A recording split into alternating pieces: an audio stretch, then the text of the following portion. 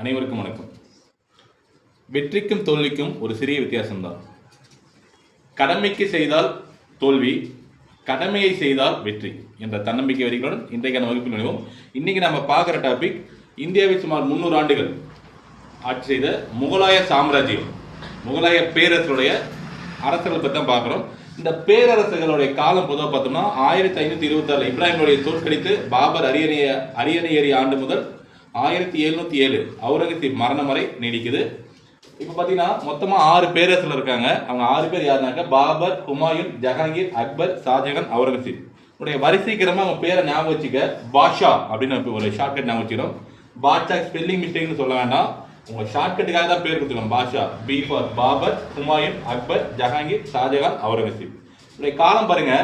பாபருடைய காலத்தை பொறுத்த வரைக்கும் 1526 இப்ராஹிமுடைய தோற்கடித்து உள்ளவரத்துலேருந்து 1530 வரைக்கும் இருக்கும். அடுத்த ஹுமாயூனுடைய காலம் 1530 to 40 ஒரு 10 ஆண்டுகளும்.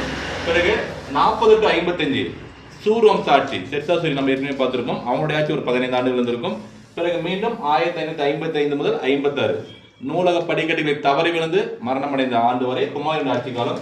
அடுத்த ஜஹாங்கீருடைய காலம் 1556 முதல் 1605 வரை. அதன் பிறகு அக்பருடைய காலம் 1605 முதல் 1627 ஆண்டு வரை. சரிங்களா? அடுத்து ஷாஜகான், கட்டிடக்கலையின் பேரரசன் அப்படின்னு சொல்லக்கூடிய மிக முக்கியமான நபர். தாஜ்மஹால் கட்டி உலக புகழ் பெற்ற ஒரு அரசர். ஷாஜகானுடைய காலம் 1627 முதல் 1658.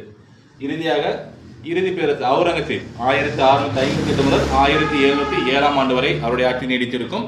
இவர் பார்த்தோன்னாக்க வட இந்தியாவில் ஒரு 25 ஆண்டுகளும் தென்னிந்தியாவில் 25 ஆண்டுகளும் ஆட்சி புரிந்து இறுதியாக தென்னிந்தியாவில் மரணம் அடைஞ்சிருப்பாரு. சரிங்களா?